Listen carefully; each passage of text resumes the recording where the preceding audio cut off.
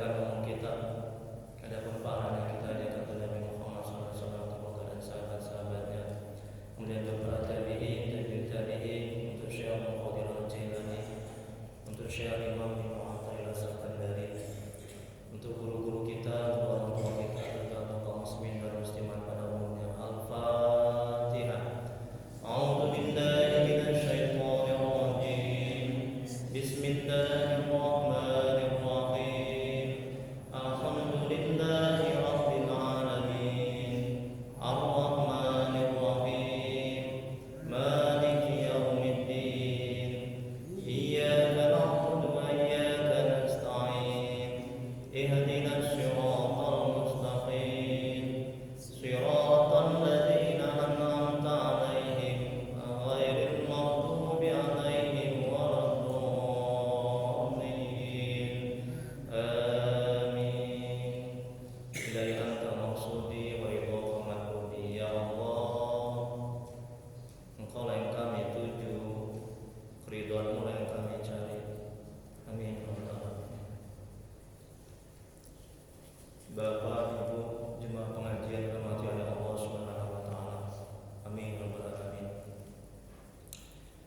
Baik, kita lanjuti kajian manajemen qalbu, manajemen hati, kitab Al-Hikam. Hikmah yang ke-15. Betul, Bu? Alhamdulillah. Rabbil alamin. Sebelum masuk kajian manajemen hati yang ke-15, kita ulang sedikit hikmah yang ke-14. Nanti bagi yang belum dapat hikmah yang ke-14 setelah pengajian nanti bisa diambil di kemarin ya Pak ya. Hikmah yang ke-14. Saya Al-Imam Ibnu Athaillah As-Sakandari, semoga Allah merahmati dan meridhoinya. Amin ya rabbal alamin.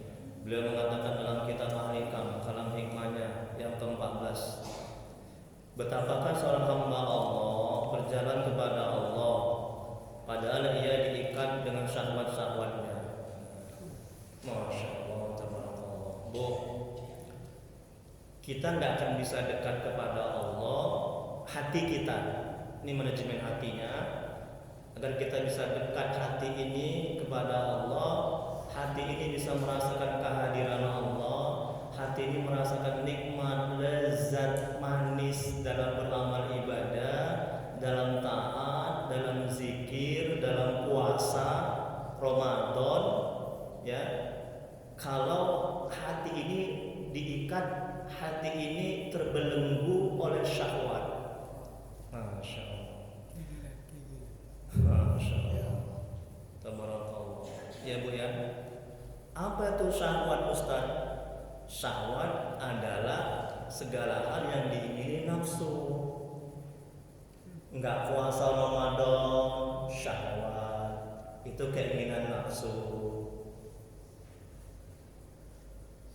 Enggak sholat, keinginan nafsu, syahwat. Makanya Ramadan ini Bu, ini sangat-sangat ampuh, sangat baik di manajemen hatinya. Ramadan, puasa Ramadan sangat ampuh, sangat baik, sangat bagus untuk mengekang, menjinakkan, melemahkan nafsu. Jadi apa yang diingini nafsu adalah syahwat. Syahwat perut, syahwat seks.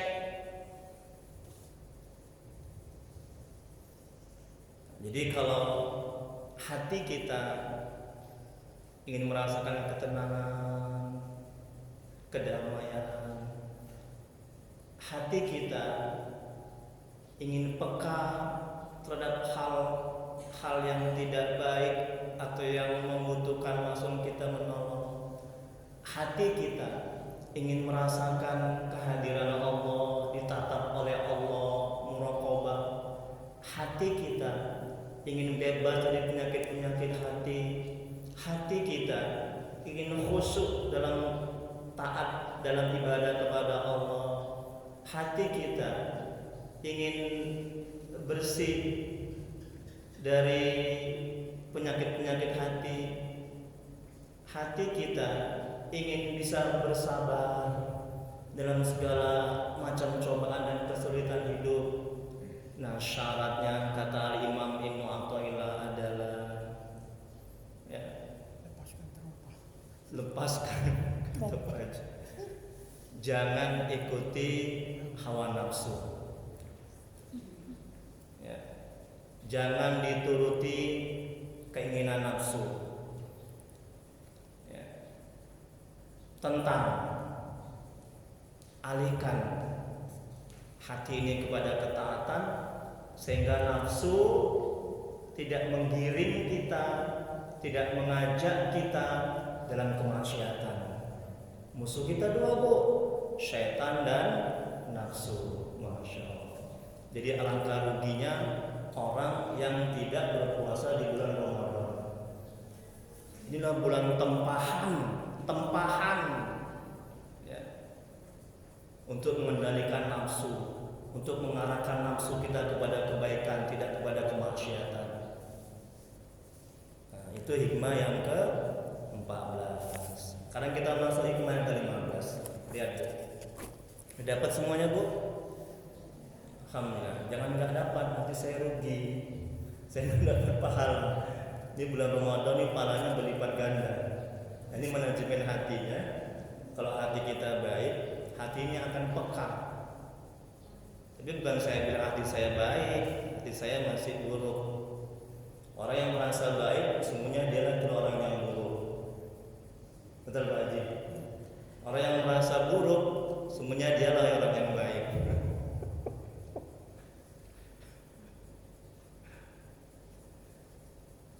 Jadi pintar merasa, Bu, jangan merasa pintar. Betul. Orang yang pintar merasa itu baik, hatinya bersih sehingga dia peka. Melihat orang yang kesusahan, dia langsung menolong. Melihat jemaah yang nggak ada ilmunya, nggak dicatat seperti ini, dia langsung fotokopi. Ya. Jadi pintar merasa, jangan merasa pintar. Baik, hikmah ke-15, manajemen hati. Syekh Al-Imam Ibnu Athaillah Sakandari, semoga Allah merahmati dan meridhoinya. Beliau mengatakan dalam kitab Al-Hikam, bagaimana hati ingin hadir di hadapan Allah padahal ia belum suci dari junub kelalaian-kelalaiannya. Tengok itu, Bu. Jadi hati tidak akan bisa merasakan kehadiran Allah, tidak akan bisa merasakan ditatap oleh Allah. Hati tidak akan bisa merasakan kenikmatan, kelezatan, kedamaian. Hati tidak akan peka, hati tidak akan bisa dekat dan mengenal Allah kalau dia belum bertobat. Jadi syaratnya mesti tobat. Ketika tobat, terbuka hijab yang menyelimuti hati. Dosa-dosa di hati ini akan bersih.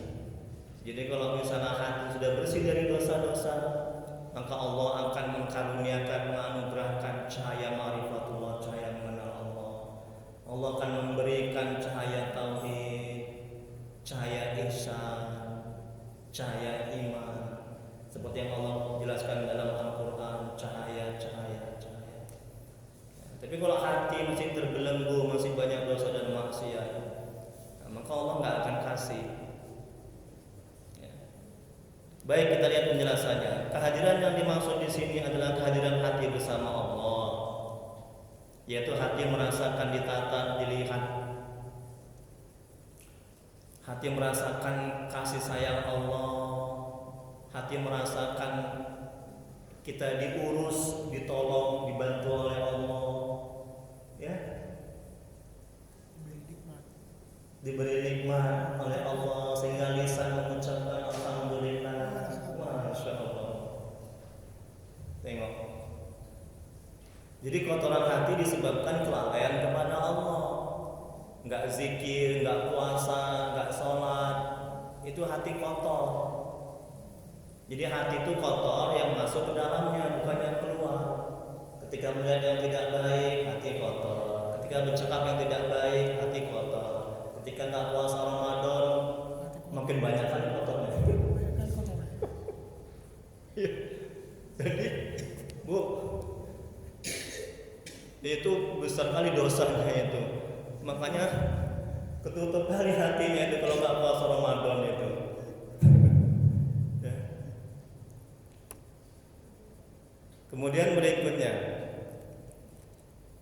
junub kelalaian yaitu berzikir mengingat Allah. Berzikir kepada Allah dalam kondisi apapun, baik ketika sendirian maupun ketika berjemaah. Dalil-dalil perintah Allah untuk selalu berzikir mengingat Allah, yaitu Quran surah Al-Imran ayat 41. Apa kata Allah dalam Al-Quran? Ini perintah zikir. Dan ingatlah sebanyak-banyaknya kepada Tuhanmu dan ucapkanlah tasbih sore dan pagi. Kemudian di ayat yang lain, dan ingatlah kepada Tuhanmu di dalam hatimu dengan merendahkan diri dan takut. Dan dalam Quran surah Al-Kahfi ayat 24, dan ingatlah akan Tuhanmu apabila kamu sedang lupa. Kemudian dalam Quran surah Al-Ahzab ayat 41, wahai orang-orang yang beriman, zikirlah kepada Allah sebanyak-banyaknya. Kemudian dalam Quran surah Al-Ahzab ayat 28, orang-orang yang beriman itu hatinya menjadi tentram karena mengingat Allah. Ingatlah dengan mengingat Allah hati menjadi tentram. Jadi Bu,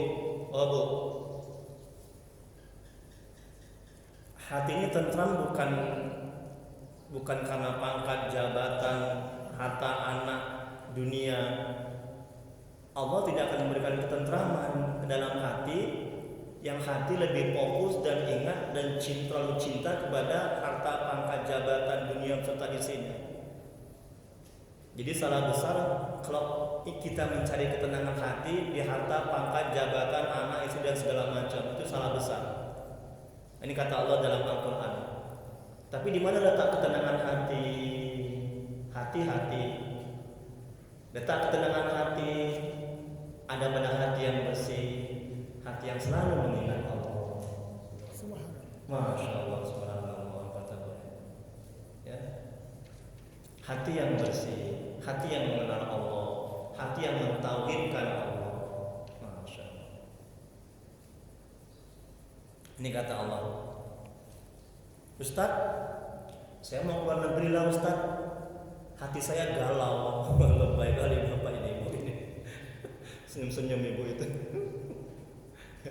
Apa Bu? Hati ibu galau. Wow, galau nih ya. Mau keluar negeri. Keluar negeri pergi, hati tenang sejenak.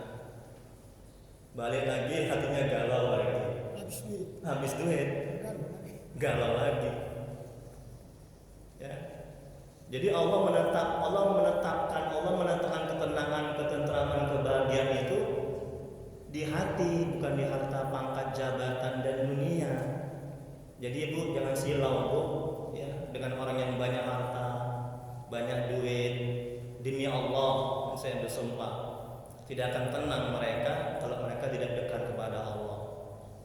Tidak tenang mereka kalau hartanya tidak digunakan di jalan Allah. Betul Pak? Masya Allah. Ya biasa aja orang yang banyak harta. Tapi kita jangan iri dengan pula kita bilang, oh ini banyak mobilnya, nggak tenang ini hatinya. Nggak boleh begitu juga. Banyak harta, banyak mengingat Allah. Itu penyakit hati. Senang melihat orang susah, susah melihat orang senang ya. Tetangga beli mobil, dia ikut nama. Ya Bu, tetangga ganti kulkas, dia yang kedinginan. Penyakit hati, jawab aja. Senyum Pak Haji, alhamdulillah. Selama puasa makin ganteng ya. Alhamdulillah. Amin gitu Pak Haji. Ya gitu lah. Masya Allah, tabarakallah. Ibunya bersenyum-senyum ya. Nampak wajah-wajah orang yang berpuasa bersinar cahaya. Ini kalau orang nggak puasa wajahnya wajahnya kayak wajah bemo cari setoran ya, monyong aja, merenung aja. Itu tanda hati yang nggak baik. Jadi Bu, hati ini memancarkan wajah. Tengok wajah saya Bu. Hati ini memancarkan wajah. Jadi kalau hati bersih itu terpancar kepada wajah. Wajah itu ceria, wajah itu bahagia, wajah itu senyum-senyum. Tapi juga jangan pula senyum-senyum sendiri ya Bu ya. Ibu nggak senyum-senyum sendiri. Ya, juga nggak baik ya. Baik, lanjut Ibu. Yang mana Bu? Saya mau hype. Syekh Wahid bin Al-Ward, semoga Allah merahmati dan meridhoinya, berkata, orang yang paling utama dalam pandangan Allah adalah orang yang memulai aktivitas dalam suatu tempat dengan zikir kepada Allah. Dengan zikir ia telah memulai aktivitas ibadah sesuai dengan tuntunan Rasulullah. Kemudian Syekh Fudail bin Iyad, semoga Allah merahmati dan meridhoinya, berkata, jika kamu terlanjur membicarakan keburukan orang lain di suatu tempat, berzikirlah kepada Allah dan beristighfarlah, sebab zikir dan istighfar dapat mengurangi dosa kalian karena membicarakan keburukan orang. Inilah perintah-perintah Allah dan perintah ulama untuk berzikir. Kemudian lihat halaman 2. Syekh Sabit Al-Banani, semoga Allah merahmati dan meridhoinya, berkata, aku benar-benar tahu kapan Allah mengingatku. Orang-orang bertanya kepadanya, kapan engkau tahu bahwa Allah mengingatmu? Sabit menjawab, tatkala aku mengingat Allah. Jika aku mengingat Allah, Allah pun mengingatku. Bukankah kalian mendengar firman Allah Al-Baqarah ayat 152, zikirlah kamu kepadaku, maka aku akan mengingatmu. Jadi Bu, kalau kita enggak zikir ingat kepada Allah, Allah ingat kita. Itulah maha baiknya Allah. Ya Bu ya. Kalau kita enggak zikir ingat kepada Allah, Allah tetap mengingat kita. Allah tetap mengurus kita, Allah tetap memberi makan kita. Allah tetap menolong kita, membantu kita. Itulah maha baiknya Allah. Kalau kita enggak zikir. Tapi ingat, kita tidak termasuk orang-orang yang dicintai Allah. Betul. Disayang oleh Allah. Kalau kita enggak sholat, kita enggak zikir, kita enggak ingat Allah, Allah tetap mengurus kita, membantu kita, menolong kita, kasih makan kita. Tapi ingat, kita tidak termasuk orang-orang yang dicintai oleh Allah, disayang oleh Allah. Tetap dikasih tapi tidak disayang. Karena apa? Karena kita tidak menjalankan apa yang diperintahkan Allah. Jadi kata ulama ini, kapan kita tahu Allah mengingat kita? Saat kita mengingat Allah. Saat kita zikir hati kita, zikir lisan, zikir hati kita mengingat Allah, pada saat yang sama Allah mengingat kita. Makanya Bu, ini manajemen hatinya. Bu, manajemen hatinya, ketika kita mendapat cobaan hidup, anak belum taat, sakit, kesusahan hidup, kesulitan hidup, langsung hati ini kita langsung kaitkan kepada Allah. Kita langsung ingat kepada Allah.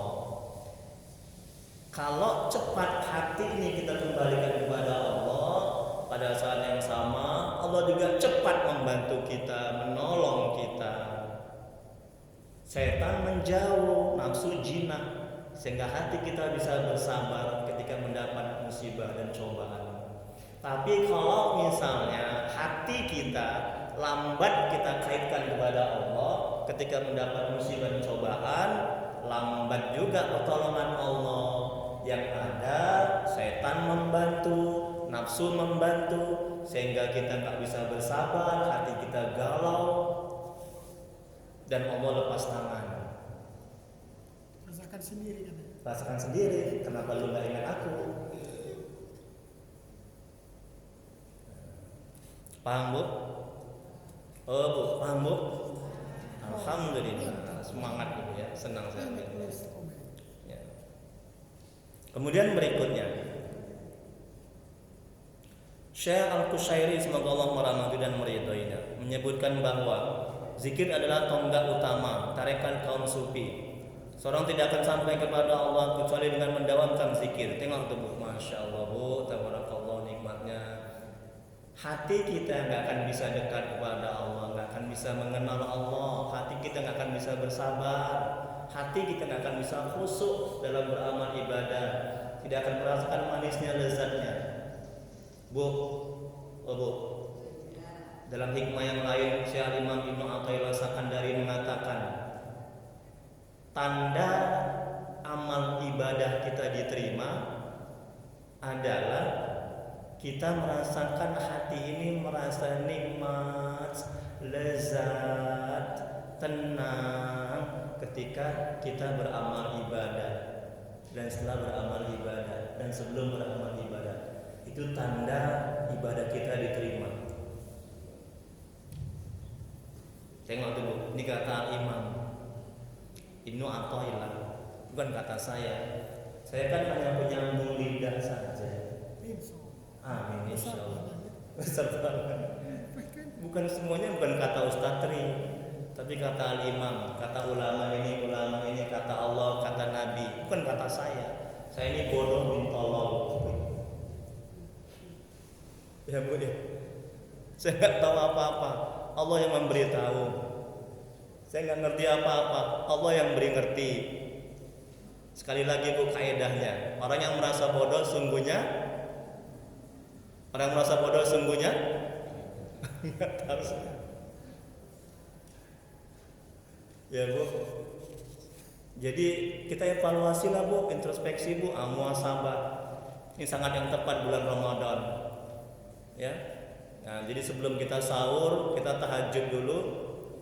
Nggak usah witir lagi, karena udah witir kan ketika tarawih. Jadi Rasulullah SAW bersabda, tidak ada 2 witir dalam satu malam. Habis tahajud kita muhasabah. Ya Allah, aku belum merasakan kenikmatan, kelezatan dan manisnya dalam ibadah kepadamu ya Allah. Tolong ya Allah, curahkan ke dalam hatiku, bisa merasakan hati ini kenikmatan, kelezatan dalam beramal ibadah. Apa jadinya aku ya Allah? Sambil meneteskan air mata. Masya Allah, tabarakallah.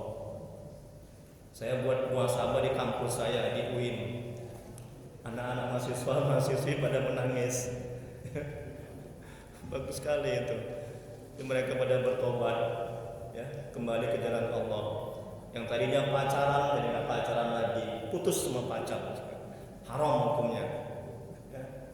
Yang tadinya nggak sholat jadi sholat. Itu muhasabah. Ya Bu ya. Ya Bu.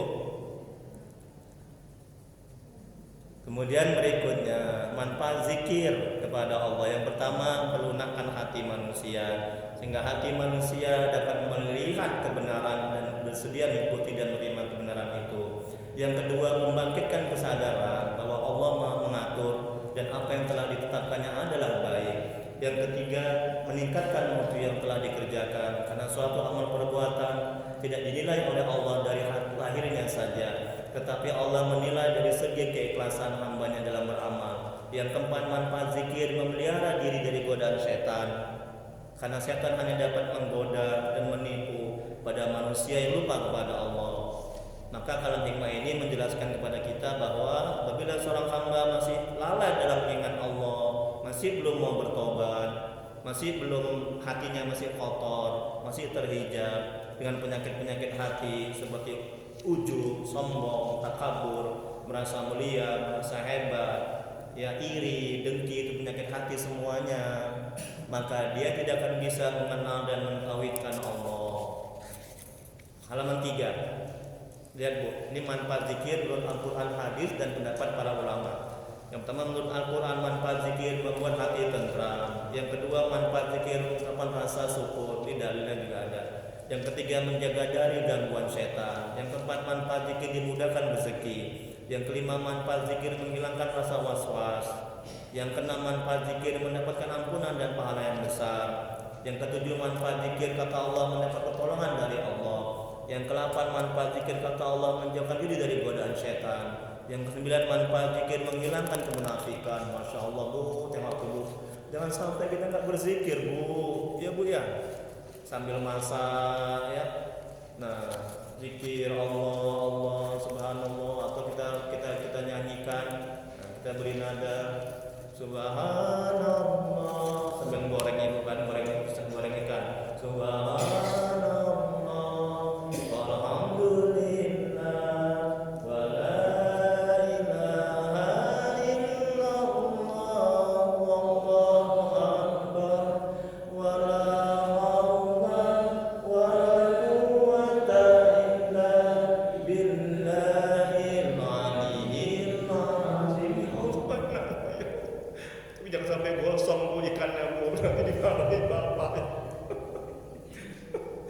asik kan ibu. Subhanallah walhamdulillah, begitu juga ya. Nah, jangan pula abang toyib, alah dangdut pula dinyanyikan. Gak ada berkahnya masakan itu bu, ya. Gak ada kebaikannya ya. Zikir. Nah, daripada gosip ya, daripada ngomel sambil goreng ikan, nggak ada berkahnya ya. Nah bapak gitu juga sambil ngetik di kantor ya. Ada bu. Kemudian berikutnya yang ke-10, terhindar dari perbuatan keji dan mungkar, manfaat zikir kata Allah. Yang ke-11, mendapat pengampunan dari Allah, manfaat zikir. Kemudian manfaat zikir menurut hadis Rasulullah, menurut Nabi, mendapat menghapus dosa-dosa. Yang kedua, amalan yang diganjar pahala besar. Yang ketiga, hidupnya diliputi banyak kebaikan. Yang keempat, manfaat zikir menurut Nabi, keburukan diganti dengan kebaikan. Yang kelima, masuk surga. Kalau kita mau masuk surga, banyak berzikir, gitu kata Nabi.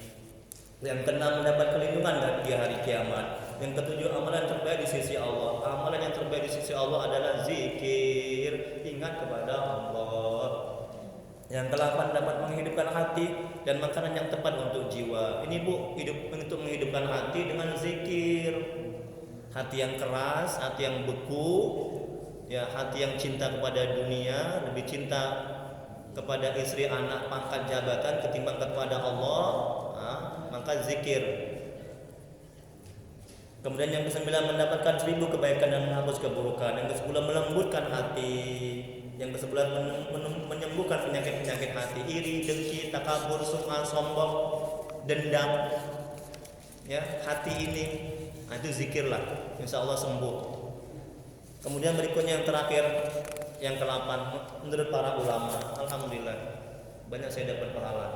Ya, berapa lembar nih, insya Allah. Jadi kalau saya mati, inilah wakaf saya ya, pahalanya ngalir. Jangan pelit bu, ya, sama duit. Nah ini masjid apa yang kurang, wakaf ambal, wakaf AC, nah wakaf apa lagi, wakaf apa yang bisa diwakafkan berikan ke masjid. Nah itu mengalir pahalanya ke ibu, ya. Kalau nanti ibu mati, kalau kita meninggal dunia, ini yang saya harapkan. Saya wakafkan ilmu saya ini, karena ilmu itu mesti ditulis, belum nanti lupa. Nah ini kesempatan emas, ya. Kemudian menurut para ulama, manfaat zikir, pupuk iman, mendapatkan lezat dan manisnya dalam ketaatan. Yang ketiga, terhindar dari dosa dan kemaksiatan. Yang keempat, menghidupkan mata batin. Yang kelima, diberikan Allah segala hajat kebutuhan. Yang keenam, tanda cinta kepada Allah. Yang ketujuh, menguatkan jasmani dan rohani. Wallahu a'lam. Hanya Allah yang maha tahu. Kita nggak tahu. Kita ini bodoh, belum diberitahu. Nah ini manajemen hatinya, sadarkan dalam hati seperti itu. Hanya Allah yang maha tahu. Setan menjauh, nafsu jinak, sehingga gak timbul sombong, merasa mulia, merasa hebat, ya, merasa segalanya. Jadi kalau hikmahnya, kata Imam, bagaimana hati ingin hadir di hadapan Allah, padahal ia belum suci dari junub kelalaian-kelalaiannya. Jadi bagaimana hati ini bisa merasakan kenikmatan, kelezatan dalam ibadah, dalam zikir, dalam taat. Bagaimana hati bisa merasakan kehadiran Allah sehingga kita takut untuk buat maksiat dan dosa. Bagaimana hati bisa merasakan ditantang oleh Allah, dilihat oleh Allah, muraqabah, ya, sehingga kita malu untuk buat maksiat. Bagaimana hati bisa bersabar. Bagaimana hati bisa peka. Bagaimana hati bisa hilang penyakit-penyakit hati. Bagaimana hati bisa menerima setiap ketentuan Allah yang dibuat. Apalagi bu, bagaimana Allah menurunkan cahaya ma'rifat, cahaya mengenal Allah, cahaya tauhid, cahaya ihsan ke dalam hati. Kalau hati ini belum bersih, belum suci, belum baik, belum bertobat dari maksiat dan dosa, hati ini tidak ingat kepada Allah, tidak zikir kepada Allah. Wallahu a'lam. Hanya Allah yang Maha tahu. Ustaz Tri nggak tahu. Ustaz Tri bodoh. Silakan Bu, Bapak. Mungkin ada yang berdiskusikan.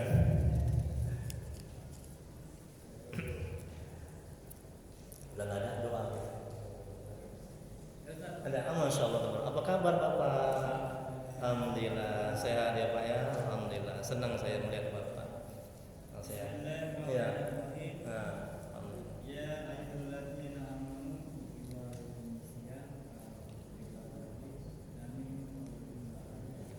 iya.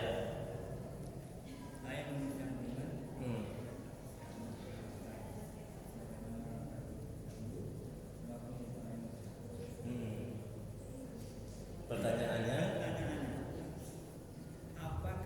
apakah manusia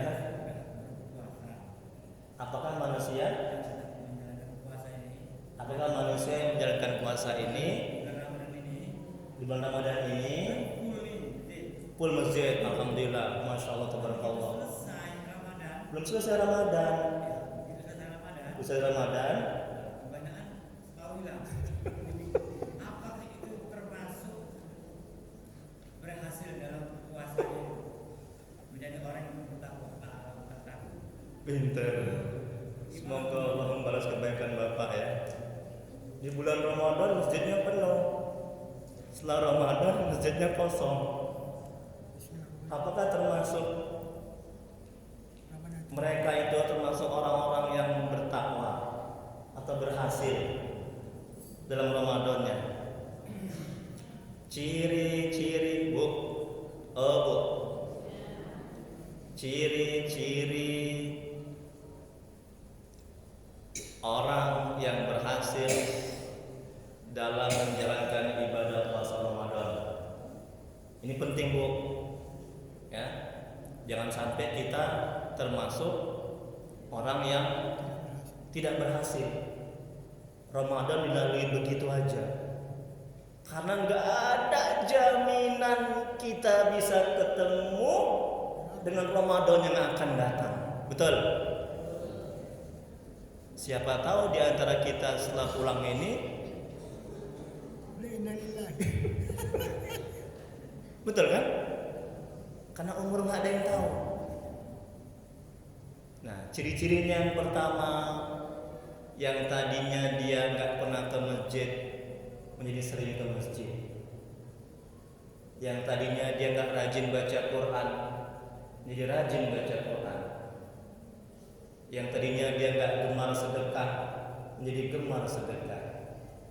Intinya yang tadi dia nggak banyak buat taat sebelum Ramadan, setelah keluar Ramadan dia menjadi banyak berbuat ketaatan.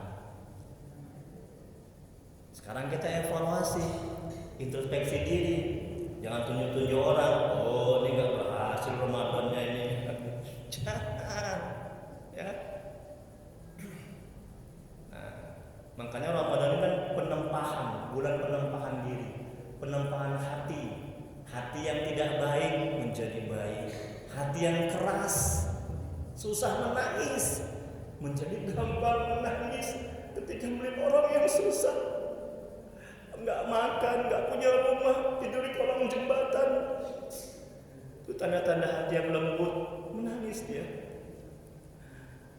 Ya. Hati yang nggak suka ingat kepada Allah, datang Ramadan menjadi gemar dia ingat kepada Allah.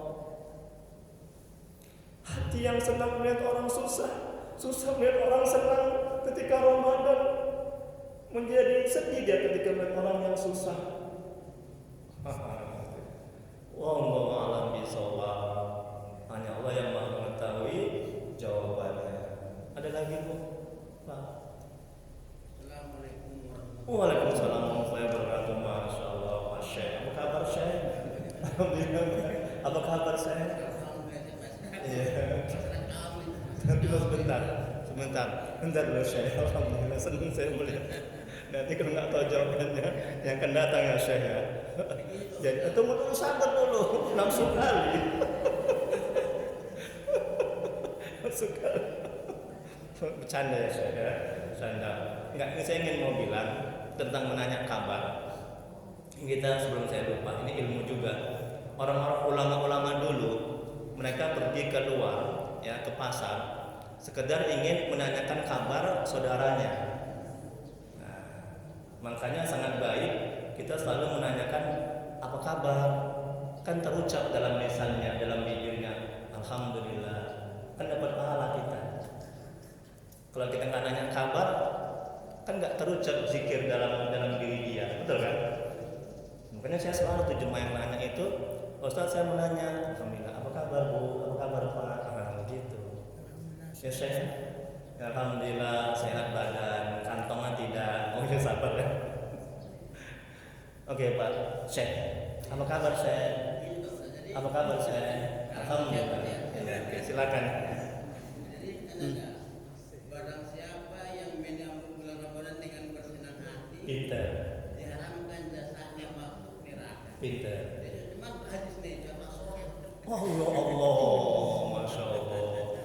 Barang siapa yang menyambut bulan Ramadan dengan hati yang senang, hati yang bahagia, nah diharamkan jasanya masuk api neraka. Ustadz, hadisnya sahih apa enggak itu Ustadz? Payah kali ini pertanyaan Syekh ini ya. PR lah Syekh. Saya nggak berani jawab, dia salah, saya berdosa. Saya buka lagi kitab lagi, ya, saya cari lagi.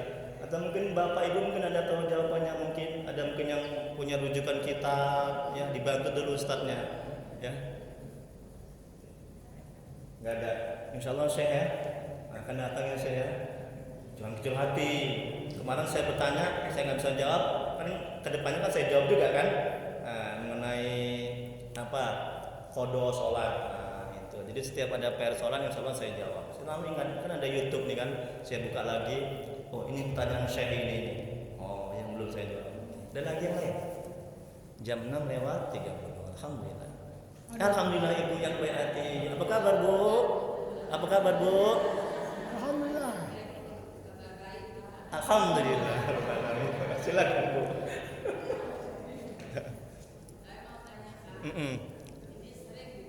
Ya.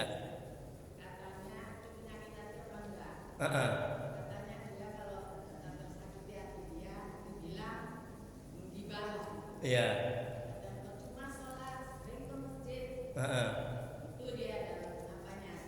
Iya.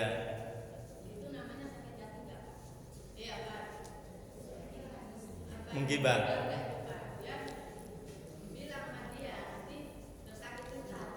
Iya. Kalau menggibah, Iya. Alhamdulillah pintar Ibu ya, masya Allah, tabarakallah. Ya, amin gitulah Bu. Amin. Gibah itu adalah membicarakan keburukan orang. Kalau tidak benar namanya fitnah.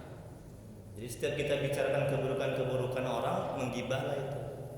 Bulan puasa menggibah, puasanya sah. menghilangkan pola puasa. Puasanya sah menggibah. Tapi pahalanya Iya. habis, nggak ada. Ya. Nah, makanya kalau nggak penting bagus diam. Ya. Dan jangan bicarakan keburukan. Ya. Percuma dia sholat, percuma dia puasa, Tapi menggibah. tapi menggibah. Nah, itu juga termasuk juga bicarakan keburukan yang nggak baik, tinggali. Nah, jadi ada seorang ulama mengatakan, kalaupun sebaik-baiknya menggibah itu orang tua yang digibah. Kenapa? Karena pahala kita untuk orang tua kita. Gitulah umpamanya. Jangan pula orang tua kita digibah ya. Nah, karena setiap kita menggibah itu pahala kita untuk yang kita gibah. Habis pahala kita. Nah, membicarakan keburukan, kita menzolimi dia. Jangan ya Bu ya. Oh Bu, ya, sama-sama kita ya. Jangan sampai kita membicarakan keburukan orang.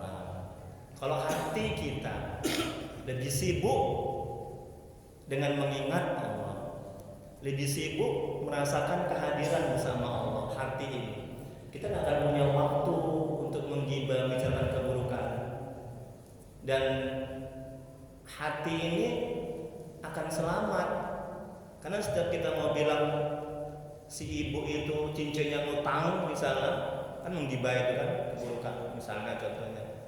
Nah, karena kita merasa dilihat, ditatap, diperhatikan Allah, jadi kita nggak mampu lisan kita untuk mengatakan. Nah, itulah muraqabah.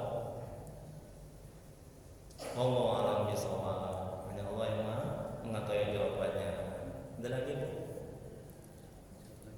Iya, insyaallah tabarakallah. Silakan Pak Haji. Apa kabar Pak Haji? Sehat? Masya Allah, wajah orang soleh. Iya. Tadi di awal pembukaan Ustaz Iya. bahwa nafsu itu namanya dorongan setan. Pintar. Ada orang yang tak puasa, Iya. sholat kita dorongan nafsu. Nafsu pintar. Ajakan nafsu, bisikan nafsu. Terus yang cerita ini gini Ustaz, saya pernah mendengar Iya. berlebihan dalam beramal tidak dibolehkan. Berlebihan dalam beramal itu tidak dibolehkan. Ya, Kata berlebihan dalam agama. oke. Jadi Pak Haji pernah mendengar bahwa berlebihan dalam agama itu tidak dibolehkan. Masya Allah. Ini tanyanya Ustaz. Masya Allah, menarik ini. Terkadang kita kan lagi jos gitu kan. Lagi jos beramal, lagi menggebu-gebu, lagi semangatnya. Ya. Pintar. Nah, tadi itu bagian dari nafsu. Ya, maksudnya gini Ustaz. Iya. Itu dibolehkan nggak kalau seandainya kita lagi jos? Iya. Terkadang kan dorongan ada dorongan nafsu itu dibolehkan nggak Iya. dalam beramal? Iya. Heeh. Itu aja, Ustaz. Pintar kali ya Pak Haji ya, alhamdulillah. Alhamdulillah dengan Pak Haji. Ustadz, ketika kita beramal, semangat kita, menggebu-gebu kita. Nah, dalam beramal itu ada dorongan nafsu. Boleh nggak itu begitu ya? Ya maksudnya kita kan bisa mendeteksi itu kan halus Ustaz. Pintar, Sangat halus itu. pintar. Itu apakah karena dorongan nafsu kita? Atau setan? Atau apakah karena saking semangatnya gitu? Iya. Semangatnya itu kan kita nggak tahu. Pintar. Apakah itu karena dorongan nafsu kita? Iya. Karena Allah Taala. Pintar kali, alhamdulillah. Dalam kitab Al-Hikam juga ada pertanyaan yang bagus. Bapak, Pak Haji, Ibu Haja, amin Bu. Nah, ya. Pertanyaannya bagus-bagus, ya. Nah, dalam kitab Al-Hikam dijelaskan Syekh Imam Ibnu Athaillah Sakandari. Pernah kita bahas juga itu yang lalu itu. Bu, bagaimana kita mengetahui sesuatu itu dorongan nafsu atau dorongan hati kita dari Allah, atau bukanlah kita bilang. Contohnya, ketika ibu mau pergi ke supermarket, pada saat yang sama azan berkumandang, hayya 'alas shalah. Jujur Bu, ini puasa. Mana yang ibu dahulukan? Mendengar sautan azan, sholat berjemaah atau bapak, atau ke supermarket? Happy, senang-senang.